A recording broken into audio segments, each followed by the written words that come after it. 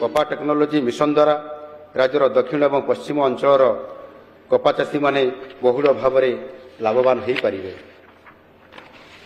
बढ़ुवा शहरीकरण जनसंख्या वृद्धि एवं आय वृद्धि जगु लोकंकर खाद्य ग्रहण ढांचारे परिवर्तन आसी जहाँफल खाद्यशस्य उपर निर्भरशीलता ह्रास पाई एवं प्रक्रियाकृत खाद्य एवं उद्यान कृषि उत्पादर चाहिदा वृद्धि पाई।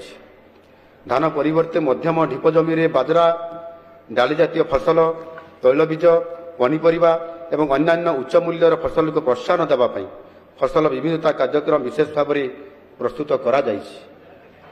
बृहत उठा जलसेचन प्रकल्प गुड़िकर प्राय 2 लाख हेक्टर सेचांचल विभिन्न अणधान चाष जरिया फसल विविधता आने योजना करा जायछि।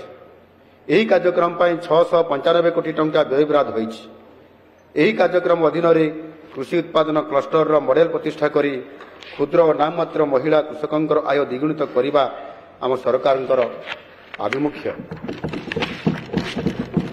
आमे आउ राज्यर आड़ू आवश्यकता को पूरण करने अन्य कहा उपर निर्भर होगा चाहूना।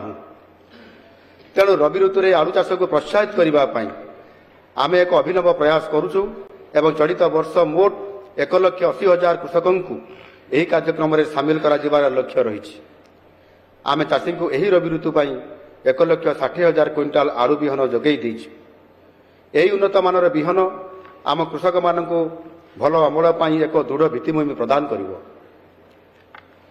कृषि खाद्य व्यवस्था को चिरस्थायी तथा यह द्वारा पोषण आवश्यकता को मेंटेया मिलेट एक प्रमुख भूमिका ग्रहण करिछि। मिलेट चाष श्री अन्न अभियान को समस्त 30 जिलार मोट 177 ब्लॉक को संप्रसारित करा जायछि। चलित वर्ष आम सरकार वर्तमान एमएसपी क्विंटाल पिछा 4,290 टंका उपरे आहुरी क्विंटाल पिछा 210 टंका जोड़ी रागीर क्रय मूल्य क्विंटाल पिछा मोट 4,500 टंका निर्धारित करिसेंती। एही कार्यक्रम 600 कोटी टंकार व्ययबराद करा जायछि।